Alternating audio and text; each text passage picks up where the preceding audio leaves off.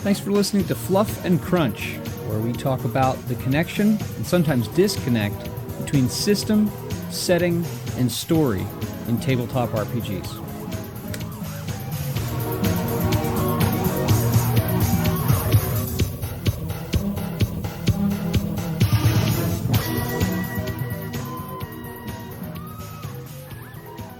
All right, we are recording. There we are. Hello, Chris. Hi, Jeremy. You got that hideous starship behind you. I mean, it's cool when it spins and flips over. I don't know. You know what I don't like is I don't like the triangular secondary hull. Yeah, that was a little bit weird. It's the angularity of it is I don't know. Starfleet I think like smooth asymmetrical curves, not Yeah. I was never keen on that, but it did look a bit odd. all right. Well, I know for a fact you've done well, I think I know for a fact you've done no gaming in the last couple of days. Nope. Nope, neither have I. There we go. Problem solved. Although there is something game related that's very cool that my adventure's been released. Well done. Thank you. So I will put a link to Operation Talisman, the first Pacific Theater based Achtung Cthulhu adventure that Modiphius has published, which I wrote. I'll put a link to that because that'd be cool. You should play it. I put in, Yes. I've got 5 pre-generated characters, which is unlike the other adventures because I you noticed really that. need to use the Pacific focused characters. And they were nice enough to be cool with, I mean, I guess I didn't have to tell them, but I figured since they're going to be publishing it, I should. One of the pre-generated characters is named after the last survivor of the Bataan Death March from the United States Army, who just Huh. died late last year, and I had the pleasure of knowing. Cool. So he is immortalized as a character in an adventure, and he was quite a character in real life. So that's pretty cool, pretty good stuff. And today we're going to talk about your idea. Well, the Discovery. Well, it's the 2 new books, weren't we? We looked at the whatever it was. We looked at the Starship book. Yeah, with your Utopia picture. Planitia. And so now I've had a look through the Discovery book as well. Yep. So we're going to talk about the Star Trek Adventures, Star Trek Discovery 2256 to 2258 campaign guide. It's a really tight focus of a 4-year period of I time. know. Yeah, it's funny because you've kind of previously said, well, you really don't like Discovery and didn't watch much past. I don't think you even watched all of the first series. Like 5 episodes. But you've previously said that you think the book's good for just playing in that time period. Yes. Whereas I really like Star Trek. I've enjoyed Star Trek. I watched every series so far. The only reason I haven't watched the newest series is because it's on Paramount Plus, so it's not You free. haven't had access to it yet. And then I read through this book. I was less than impressed. Really? Okay. Well, let's go through it first. First. I think that's fair. It's 224 pages, including the index. I'll dispense with the obvious here. They seem to be following the white pages, the white paper thing that they had. Well, they started it with this, and they continued it with Utopia Planitia. But so it's entirely readable. Nice contrast between the colors. It's funny because I found Utopia Planitia. I found that a nice looking book. Yes. And I think it's because it had a lot of art in, because there's lots of starship pictures and other pictures. This, I didn't find the same thing.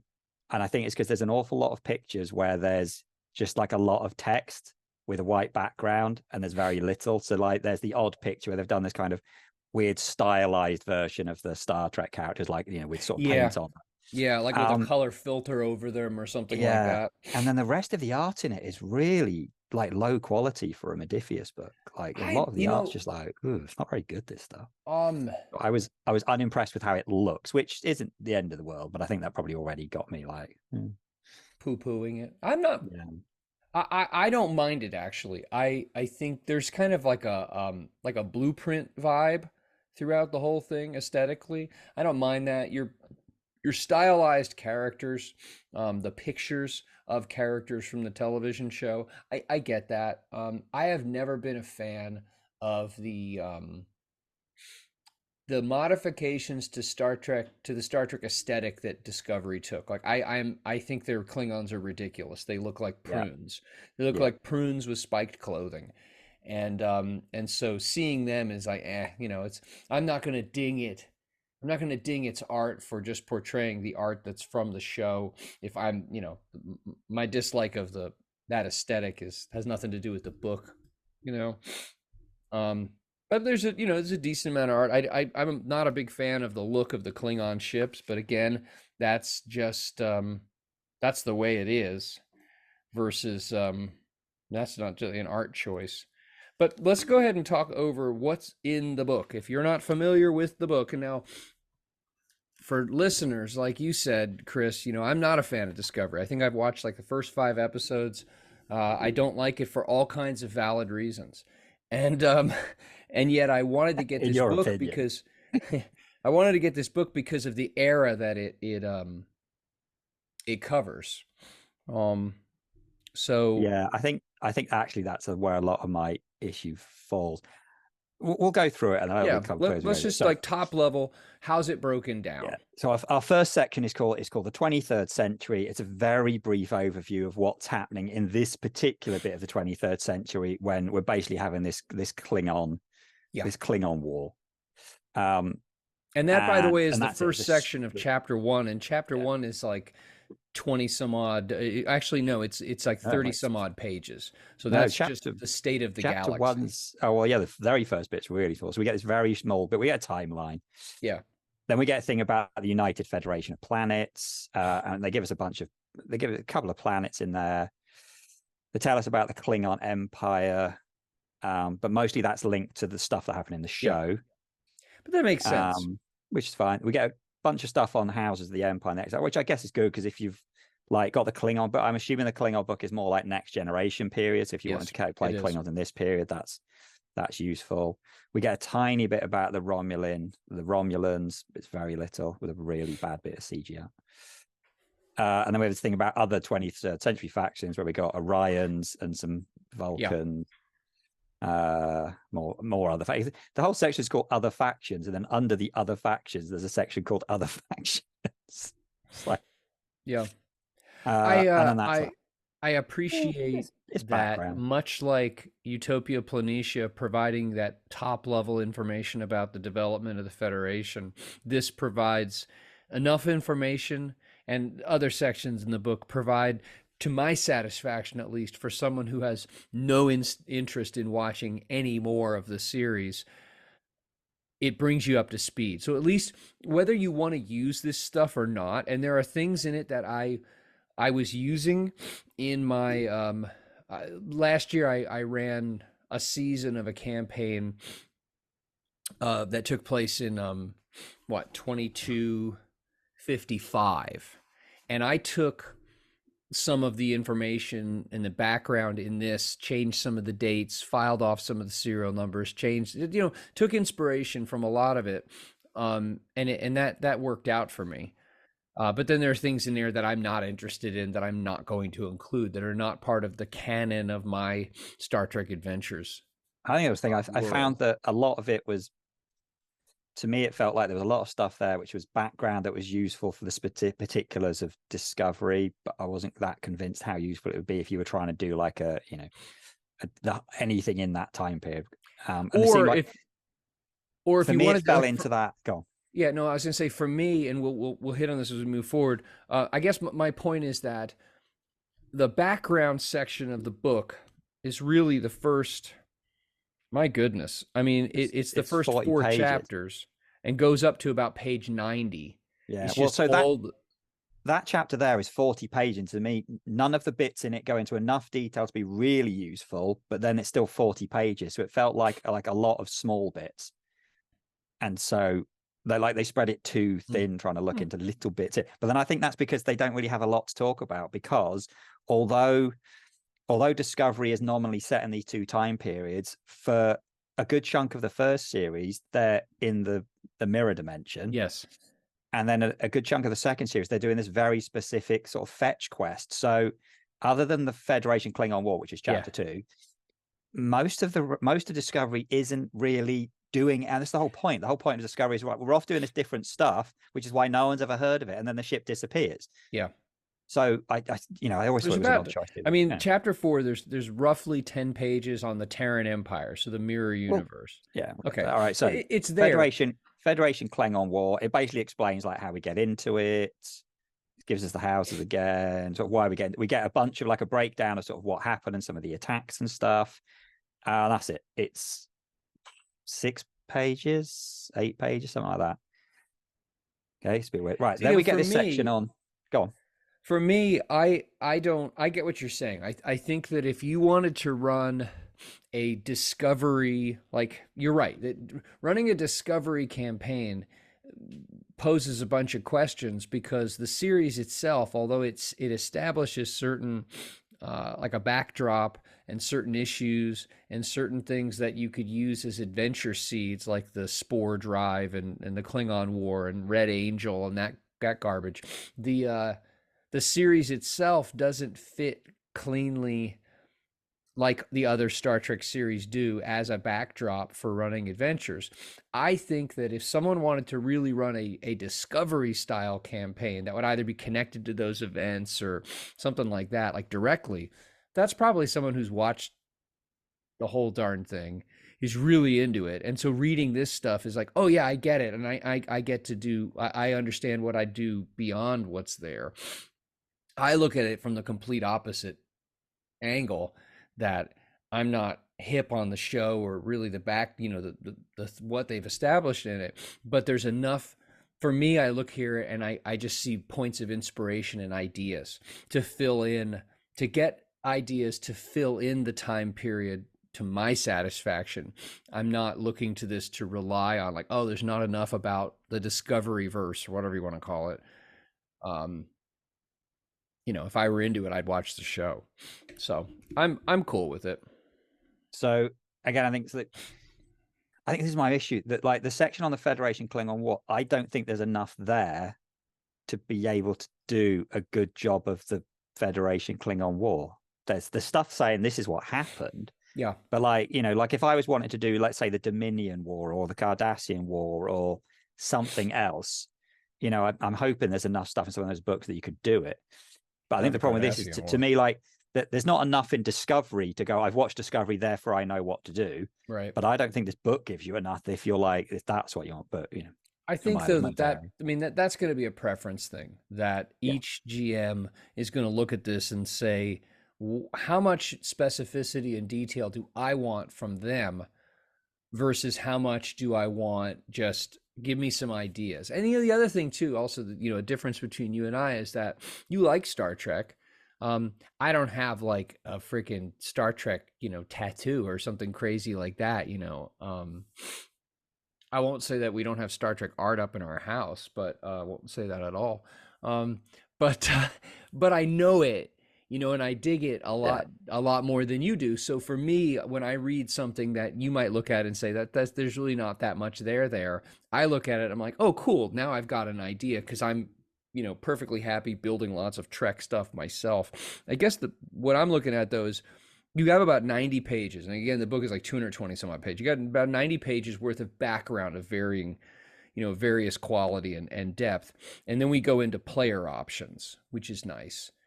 Yeah, because the rest of the stuff, well, like we have stuff on after the Klingon War, and then a whole bunch of stuff on the Red Angel crisis, which really, I mean, that whole bit there, unless you are literally going to play through, all right, we're going to play season 2 of Discovery. It's not useful. On the Discovery, it's completely not useful. So and I don't even have any interest. Like for me, in my Star Trek Adventures universe, that doesn't exist at all. Or if it does, it's like a nothing. Yeah. It's a nothing burger. I'm not. But again, it was something that affected the crew of the Discovery, and other people might have noticed it, but didn't affect anyone else. Then we get this little bit on the Terran Empire with like the mirror universe, which is that actually is quite interesting. But again, it's like, unless you are going to do stuff set in the Terran thing, it's not useful. But see, that, like, I go and I look there and I just read it, and sometimes ideas pop into my head that are, like when you see a movie, based on a true story, based on real events, which is like a step farther away, and then like inspired by real events, and you're like, now I know I'm getting fiction. That's how I am with this stuff. The So then you're up player to, options, they've got some new life path options. yeah, we get Uh, a couple of new species, yeah, races, backgrounds, whatever the hell you want to call them. And then we do get some rules things. Although I kind of, when we got into the science and technology, I kind of wish they went right. You know, a quick version of the science, and then how it affects the rules. But again, we get a background on it. We get yeah, page after page of how the technology is meant to work in, pseudoscience, Star Trek. And there's page of this stuff. There's no yeah, rules here. In fact, there isn't any that. It literally doesn't give us any rules. So the technology chapter is again almost 10 pages, more than 10 pages of how the spore drive works, but yeah. with no game rules for Well, that. And I, so I'm not really sure how useful that is. here's my guess.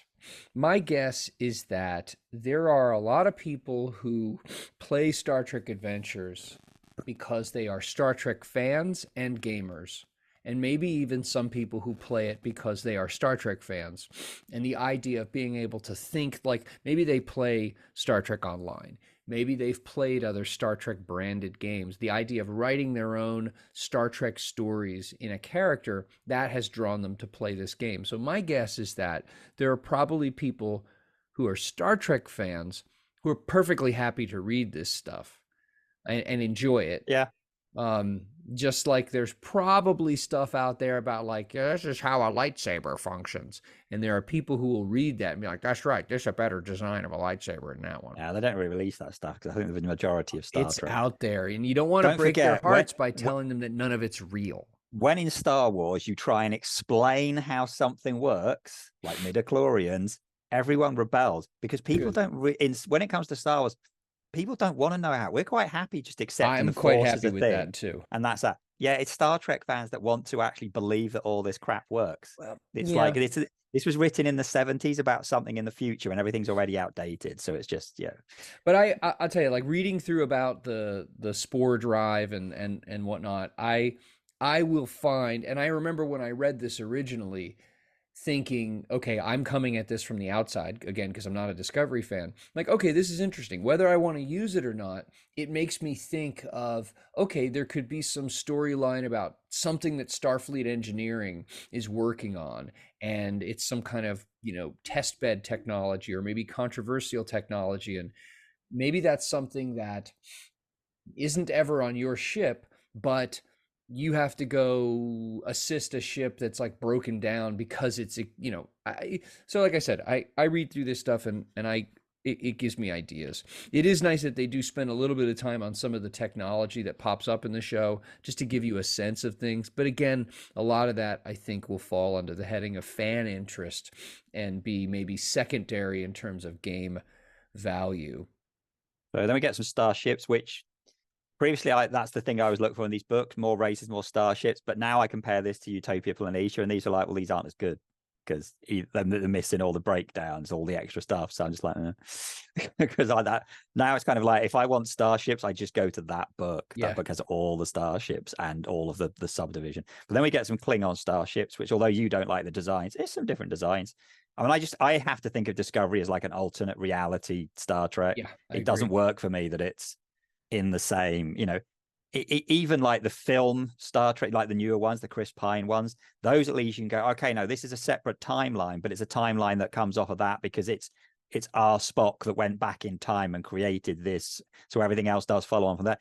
This stuff just doesn't make any sense. They just went and created totally new designs for everything, which Yeah. does not fit I do at like all. It's that very strange. they have the K class border outpost, like from Mm. Trouble with Tribbles, and they've got the Fleet Logistical Strong Point, which I suppose is something from the series. But like when I read that, for example, I started to get ideas about like, hey, if there were a war, and I'm thinking, and this is in part this is part of my like real world background is, I start thinking about, okay, the logistical side of military operations. Mm. Okay, like the operational level of war. I'm like, okay, that would apply here. Okay, that could be an interesting kind of adventure where, they're you've got the battle taking place, and that's one thing, but then you've got like supply issues and things. I don't know. I look at this and I see interesting ideas. They mentioned some stuff about the Herc, which is kind of cool for Klingons because I've had them, or at least echoes of them, pop up in an adventure or two. Again, the Klingon ships are ugly. I think.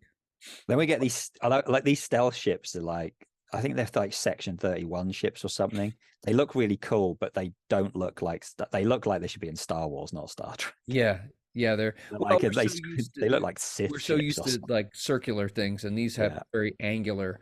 But it's nice to have more things. I am not a fan actually of Section 31. That those storylines, like in when they popped up a bunch in Deep Space Nine, those were always like those were my Counselor Troy episodes of Deep Space Nine. Uh, but you're like Counselor Troy, click. Let's skip to something else. How about the game mastering section? I mean, Chapter 7. there's not a huge amount here.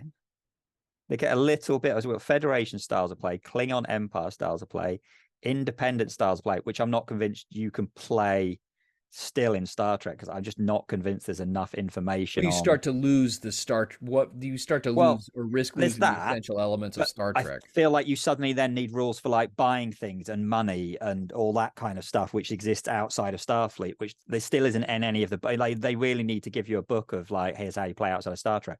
So they're trying to give you suggestions how you play it, but there's no rules for it. And then Yeah. we get this whole thing on story arcs and milestones, which just seems like a weird plate. Why is it in the Well, Discovery book? I mean, I mean, it's don't. nice, but why is it in here? Maybe just the idea of tying a different character advancement or Mm. character maturation mechanic or approach, and saying, oh, this is how we see it reflected in Discovery stories. I like books that provide a variety of types of things in them. Like you have crunchy bits like starships and technology and whatnot, but then it's always nice to have, oh, here's like a new little rules module we huck at you. And maybe that was just them trying to make sense of I mean, where it they might be were. what they're trying to, because one of the things we did when they started Discovery, the idea was, right, we're not going to be focused on the bridge crew. We're going to be focused on some other people. But all they did is then made the other people the most important people on the ship. So it still didn't, it's not like Lower Decks where you have these characters that are super unimportant and they never save the day. They're useless and they don't help. Very quickly, like, I mean, this is why some people didn't like Discovery, because Burnham, despite being this nobody character, then became like this Mary Sue, she was These, Spock's yeah, stepsister, and she was super important for this whole Red Angel time travel thing in the second series. And like, in the other universe, she's like the daughter of the well, yeah, Empress, and what, so yeah, she and so is, she it should be a just Skywalker. yeah. For all the silliness that gets threaded through her as a character, but let us not complain about But that. I think that's what they're trying to do here is like maybe they're trying to go like, well, actually, if we want to focus on characters that are not the bridge crew, here's some suggestions. Okay, Then I can then see we get a that. bunch of mission briefs, which are great. I like mission briefs You because get it eight really, for Federation, four for yeah, Klingon. I think that's really good. The fact that there's Klingon ones, Yep. and that bit's good. And then they give us a bunch of now. The cool thing here is they don't give us they don't give us the bridge crew because they release those as separate things. So I'm pretty sure I think they've released the Yeah. Discovery crew just like they've released the crews for sort of all the other ones. So they release sort of characters that you might meet, but not the Discovery thing, and they give us the Klingon ones as well, and they give us some other ones, including Harry Mudd because he turned up. Don't really remember that, but vaguely remember. And some other people, and then they give us some of the creatures. And then, of course, they do my all-time favorite of giving us 30 pages at the back of the book of an adventure, which, of course, is well established by now. I hate because, as far as I'm concerned, that's 30 pages that I will use once and then never use again. Although Which is I what don't, I like included adventures that make use of the new material or accumulated content in a given book. I like that because then if you have any ideas or you're wondering, well, how would I use this? Maybe you get some ideas. Like well-made But beginners boxes, like the Star Trek Adventures beginners box does a really nice job, I think, of teaching the GM and players the rules from the less complex rules to the yeah, more complex rules. And I think this does a nice job. I mean, I think it's very much tied to Discovery stories. I think So the it's a thing for little me is hard to disentangle from that. we've already had 12 pages of mission briefs. Do I then really need a 30-page mini adventure? Yeah. Do I need a 3-part mini adventure? And like, it's kind of thing, right? Actually, since Modiphius do release PDFs, why don't you release a PDF of this adventure? Part of the thing that bugs me about adventures, I tend to find because you're using one off, I don't mind them being a digital copy. I can maybe just print the pages I want or print bits or have it on a tablet, because once I've used it, I'm never going to use it again. In a book, that's 30 pages of the page count of this book that you're going to use once and you're not going to use it again. So I either want a book full of adventures, so it's separate. I never want the adventurers, but particularly in a core book. At least this isn't a core book, so it's not as, but in a core book, It drives me crazy. Yeah, having gone through all this, my kind of thing was just like, I didn't understand who this book was for. Now you've said it, I actually think it feels like it's more for someone who is a Star Trek. It's weird. For someone who is a Star Trek fan, not a game, because as a game book, I don't think there's so little game content in here. So it might be useful for a GM like you that really likes Star Trek, but didn't watch Discovery. And I feel like the Venn diagram for that person is so tiny. I don't know. I mean, I think you're right in that, you know, I think that this book is, I don't know. I mean, I think that Star Trek Adventures mechanically is pretty light, you know, and so it's not like, you know, it's not like a book that has like you don't need so much crunchy detail to add in a new species template or a new ship or something like that. That's why the mission briefs work so well, because you're not it's not that the characters and ships lack mechanical distinctiveness. It's just that the system is pretty streamlined and simple. And so you don't need, like, the fact that a mission brief will just say, use this NPC on page such and such, or use this ship on page such and that. It works. So I don't see, because I wouldn't, and I'm not going to, like, hopefully when we bring our Star Trek game back to the table, which takes place right in this time period, I am not following this. I'm just taking ideas from it. Yeah. And so I don't see ever using the adventure as printed. And in fact, most cases, I mean, you and I have talked about this before, so often at GM, you take it and you're like, well, I like 80% of it, or I like 90% of this portion and no percent of that portion and whatever. I see using it, and I'm happy that it's there, because again, it takes the examples and the things that are in the book, and then it seeks to put them to use in concert with one another to try to make sense of, this is what's in the book and this is what you can use it for. And I'll just use it for inspiration. I just find it this really strange book that, like, because Discovery is really its own thing, I don't feel like there's enough stuff in the book that actually, for me, I mean, like, I've seen the TV series, so I didn't find stuff in here that was making me go, oh, that'd be really good. But I also didn't find there was enough stuff in here that could actually let me redo the Discovery series. So it wasn't useful from that point of view. I was just kind of left thinking that compared to other Star Trek books, like this is right down the bottom of the pile. Like, you know, the quadrant books, they're really useful. The various division books, I thought they were really useful. I really liked Utopia Planitia. Then we got the adventure books, they're great. I just didn't really see the point of this book. For me, there's a lot of page count in this book that I'm like, like those mission briefs, like basically the only things I really take from this book is the mission briefs, and they've released mission briefs separately or in other things. So I just wasn't convinced that this book, like, if the whole book had just been one giant adventure, which gave you every single episode from the Discovery for the first two series, I would have preferred. Okay, this lets you play the Discovery season 1 and 2. That would have been like, okay, that's only for certain people, but at least I can see the purpose. This book for me ends up being like just this nothing book. It sounds to me doesn't help. You're saying that you feel like it's too watered down for the Discovery fan, but there's not enough to it. It's too watered down to take someone like me or someone who's like not a Discovery person to be able to see. And I think that there's enough in it. Like, if I really wanted to get to know Discovery, like, I actually didn't watch, if I wanted to, I had not watched beyond the first 2 episodes when they first came out. And I was so put off by them. This is just trash. I hadn't watched any of it. Then I got this book because I'm a sorry fanboy. and I read a good chunk of the book, and then I thought, huh, I'm really still not interested in this as a coherent, storyline, but I'm more interested in it than I was before. And so that's when I went back just a few months ago when I got the book, and um I watched up through, like, I don't know how many episodes there are in the I first have season. no idea. But like I said, I watched like 5 or 6 episodes, and then I thought to myself, okay, I'm done now. I don't need, and I don't want to watch anymore.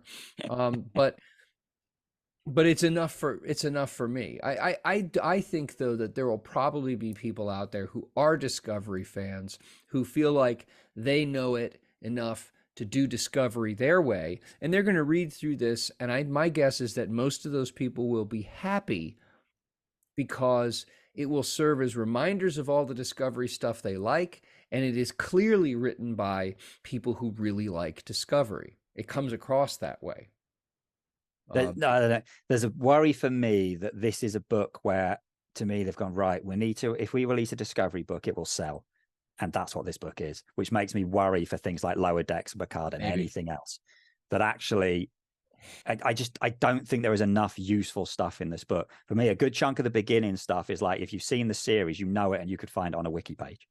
And the mission briefs are nice, but they appear in other places. The adventure is not particularly useful unless you're literally playing this like Discovery. So I just find it's like, I don't find it's doing a very good No. job. You know, Yeah, the this is a full 230-page book, which you said I was giving me a few ideas. I don't feel like a 230-page book should be giving you a few good ideas. point. Like, a D&D 230-page book is a 6-month campaign, Yeah. or it's Well, a and you can ton of compare player this. options, or We this isn't giving me. And again, it's just me. It might just be my opinion. Everybody else loves this book. Of all the Star Trek books I've looked at, this by far is just the one I'm like, I can't see a lot of use for this. Right. And again, that's me as someone who liked the Discovery. I kind of wish there was either more of the time period or more of the Discovery stuff, or just like a whole load of like I said, to me, because it's trying to have a little bit of everything and Yeah. like be useful for a lot of people. I just find it is just not really doing anything really, really well. Here's an interesting comparison. Now the Shackleton Expanse book is like more than 50% thicker. This thing. Yeah, I The don't think I've looked at Shackleton that. Expanse is the size of a rule book. Like, you buy the Shackleton Expanse guide, that is the size of another game's core book. I didn't It's realize that. huge. And the difference, though, is that, and I think it goes back to source material, Shackleton Expanse is entirely created by Modiphius. Hmm. So that's their sandbox that the Star Trek licensors have said, you go develop that part of space. I think you're right that Discovery is it's a niche within Star Trek. Like, yeah, sure, Deep Space Nine in terms of setting was very different than any other Star Trek, but it still sat right in the middle of the Star Trek universe. This sits kind of off in its own weirdo niche. And then on Yeah. top of that, the ship went off into its own like double weirdo niches on a few occasions. And so there is not nearly as much source material Yeah. as there are for other things. Or in the case of the Shackleton Expanse, they just make it up. That's a good point. So I They get are where you're only coming basing from. this on, I think they're either 10 or 13 episodes. So you're between 20 and 26 episodes worth of stuff to create a 200. Well, I like a 230-page book. So maybe that's part of the problem. They didn't have as much to go into. I mean, Yeah. actually, the book I'd be more interested to see is the next, if they do a second Discovery one, because now they've jumped into the future, like way in the 32nd century or something. And now they've had 2 series out there. Now, it may be that there isn't enough information that they've been given that they could even attempt to write that book. But that book would be like, that's a whole new time period. That's a bunch of stuff we know very little about. I mean, the thing for Discovery maybe was all this weird thing that it was trying to go like, here's this time period that actually really well, but we're going to throw all this other stuff in and change it and make it look different. And then we're going to bugger off to the Mirror Dimension, which again is going to be different from the Mirror one you remember with Spock with his evil beard. And you're just like, it doesn't make any sense. I Yeah, mean, I just watched it because it was different and it was something to watch, and we didn't have any Star Trek on TV. So I can um I can see what you're getting at is that there may be something, and I don't blame them. There may be some aspect of this where you say they wrote a book to write a book. They wrote a book yeah, because they that's my expected worry. They expected that there would be demand for it. Mm. And looking at the uh, Modifius's Discord, the most active set of channels is all the Star Trek Adventure stuff by Yeah. far. Yeah. That is the most active place, and the response to and the anticipation for the Lower Decks book, if evidenced by the the positive response, people are gaga over it. Now, of course, that's the people who are gaga over it are going to make sure that everyone knows that they are.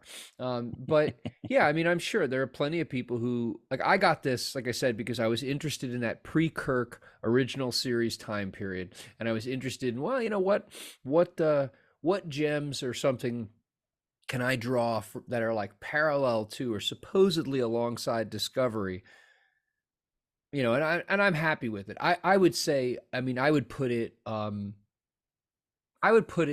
it's not as good as the Shackleton Expanse book, but I don't think that's a fair comparison, because the Shackleton Expanse book sets out to do something much bigger and provides a lot more information. It's not as good as Utopia Planitia, but Utopia Planitia doesn't set out to do the same kind of thing. As being I would say this is like a setting source book. This is like akin to that. I don't know. I'd give it like a B minus. I don't know how that translates I think into it's just the thing British is, I would grades, compare but it to the quadrant books, but the quadrant books, to my knowledge, they're all basically set during Next Generation yes, time period. And so that is one issue, is that actually, if you're wanting to set things in the sort of Kirk or pre-Kirk, there's no books for that. that's true. That's true. And this So, is the and closest like you that, because get that's what to you it. said, like you wanted to read this because it gave you some Yes. Kirky pre-Kirk stuff. And that is the only book that does it. So even if there's not a lot of it, there's more than you had previously. So you can say that. That's true. Yeah. And I think to me, this book kind of like, it's the jack of all trades, master of none thing. In trying to do, we want to do a little bit of this and a little bit of this and a little bit of this. There's too many little bits of this. I think I, maybe they should have focused on a couple of things. I would love to see an original series book Yes. that goes from like the 2250s to the 2260s, something like Yeah. that covers. I would love to see uh let's see, where would I Well, now they've start? got Strange New Worlds, which they have a problem with because there's already a book called Strange New Worlds.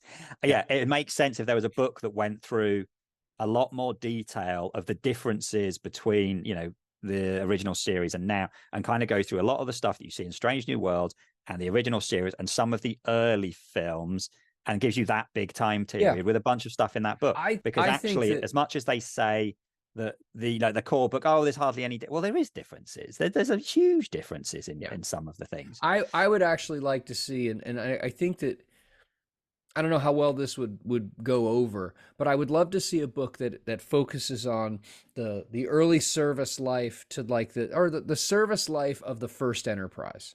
Not, Yeah. and I'm not saying that that's what the book would be. I don't mean the first. No, sorry.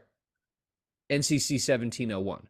I don't mean that Yeah. craptacular NX-01, because then you have to have Jonathan Archer and his dog. And I like dogs, but I don't like Jonathan Archer.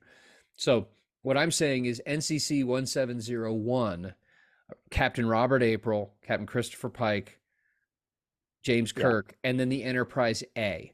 I would love to see a source book that doesn't use the Enterprise as a viewpoint character, but covers that time period, because Yeah. then you go from the early, like not the Galaxy, the Constitution class starships. Like, I don't know if you know this, but like from ye olde Star Trek canon stories, whatever, there were, I think it was supposed to be, and I don't know if this is treated as canon now, but there were supposed to be, I think, 12.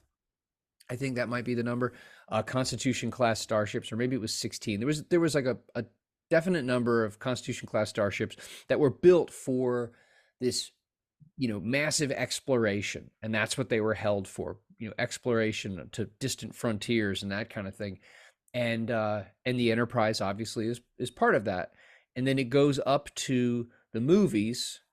In the last movie where we see Enterprise A, I think, is Undiscovered Country, Star Trek 6. So I would like to see that time period. And so you're right. This is the closest we can get to it, this book, but that's what I would love to see, because there are substantive differences, and there's so much out there. Yeah. Because just partly things like the 4 quadrant books are which are very. decent. I think the Quadrant books are all good. I think some are better than others, but they to me seem very much around the next Yeah. generation Deep Space Nine time Well, period, you have which to, I is mean, Delta Quadrant, you have to reach, you have yes, to wrench your yeah. shoulder reaching to make it fit with Um, any other era. which is funny because of course that now kind of, I mean, this is where Star Trek's really weird at the moment, because we have one series that's just finished, which is set at sort of 2400, and it might be in 10, which is where the Yeah. game is, the online game is then set. And then we have Strange New Worlds, which is actually before Yeah. Kirk. And now we have this other series which started then, but now it's in the 32nd century. But then we also have Lower Decks, which is set towards sort of, the end of the whole Dominion War and all that kind of period. Yeah. And you just like, They're all over the wow, it's place. confused. To be fair, Star Wars is doing the exact same thing, but Yeah. it does make it confusing for sort of your average fan to just be, your average bloke on the street. Oh, I fancy watching some Star Trek, to be like, Which one? am I meant to know what's going on? Although I It's not really appreciate relevant to this that book, but I can appreciate the different time period, like simultaneous stories being told in different time periods, because different things are going to are going to appeal to different people, but also you can you're free. Like when you go to your own continent, when you get off, freaking Corvair or Faerun or whatever, you get away from the Sword Coast in the Forgotten Realms, you might be able to find a teeny little corner that already hasn't been perfectly defined. So when you get off on your own, you're able to say, okay, I get to do my own thing because there's enough of a buffer of years and space, literal and space, between Lower Decks and Picard and Discovery and Strange New Worlds. Like they can exist unto themselves and not have to worry too much about like cleanly articulating with one another. I get that. And different people would probably dig different aesthetics, the look of a show and the ships that are in it. But overall, like I said, I'll give this book like a B to a B minus. Comparing, Utopia Planitia is a firm A. The Klingon rule book, I'd say, is an A. The Shackleton Expanse, I'd say, is like an A minus. If only because you really are, unless you want to retool a bunch of that, you're really stuck in that next generation era. But I'm glad I have it. How's that? yeah, I think for me, like as a book completely standalone, this is for me is way, way down. Hmm. If I wanted to play in this time period, that would bring it back up. Now I don't, because I'm not really an original series fan. I'm a next gen and beyond Right. kind of person, which is why I like all of the stuff set in that time, which I have loads of. I have loads of stuff in that time. Actually, there's nothing for this. So actually, if you're like, well, I really want stuff, this is the only Utopia Planitia actually is. There's quite a lot of stuff which is for that time period. That's done a good job of going across all the time periods. But yeah, if you really want the stuff for that time period, you are really badly served at the moment. Which, considering there's loads of people that are still fans of that time period, and we currently have a TV series set in that time period. Well, I mean, then there's the question mark as to whether or not they'll be able to get a license to do that stuff. And I think also on the one hand, I think you and I are we probably both can fault ourselves over this, that like there is a point where like I could make this all up myself, but obviously there is still a huge market for people who are interested in the lore that the publisher comes up with. Yeah, I think you got it nailed it earlier though, that actually, unlike a lot of other role-playing games, there will be people who buy these books that possibly do not even play the role-playing stuff. They buy these as lore books. Maybe. Or they are drawn to it. They're drawn to the game not because they're gamers and they go, "Oh, that sounds like an interesting game," but because they're Star Trek fans and they say that would be a really cool thing to do. Yeah. Yeah. So anyway, I don't know. I mean, I know, like you said, the next big book that's coming out for Star Trek Adventures is Lower Decks, which holds virtually no interest for me at all. Like I mean, I'll wait and see when it comes out. I'm interested to see what the pitch is. Yeah. Because there's not enough Star Trek.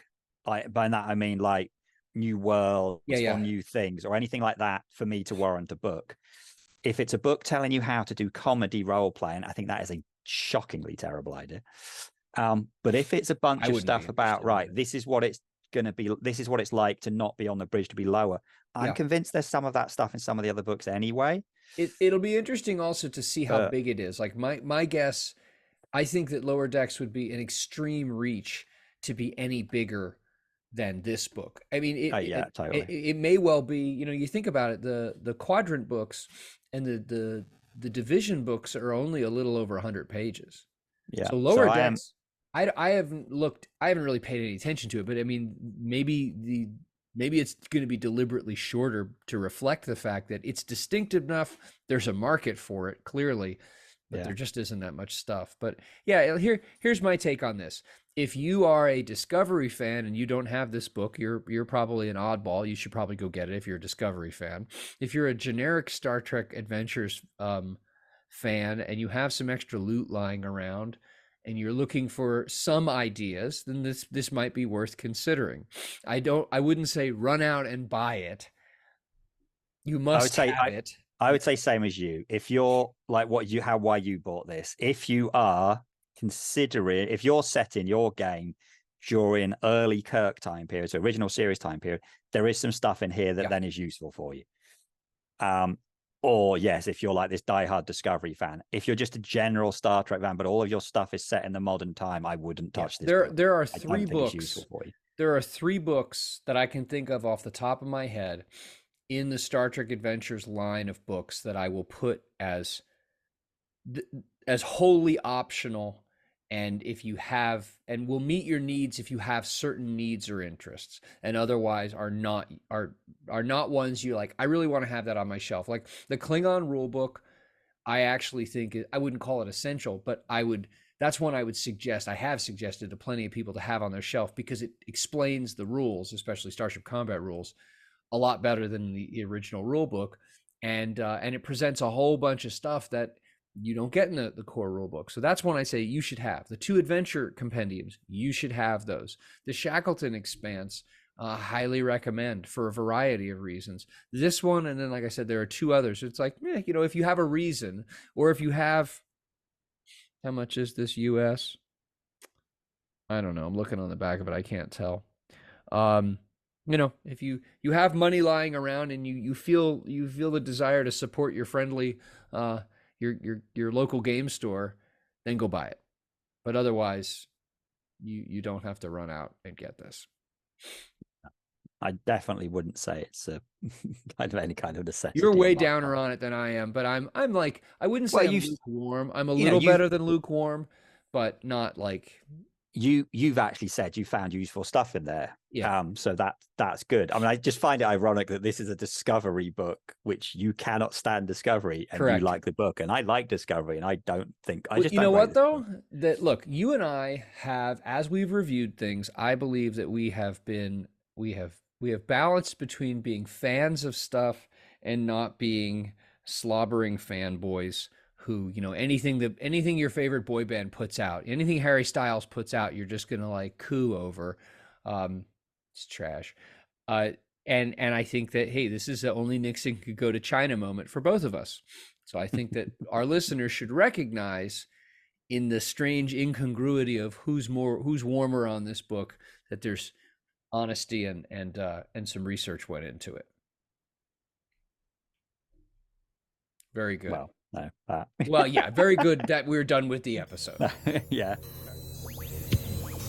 Thank you so much for listening. You can visit our show's homepage at anchor.fm/fluffncrunch. That's FLUFFNCRUNCH. We would really appreciate feedback and reviews on whatever podcasting platform you're listening to this on.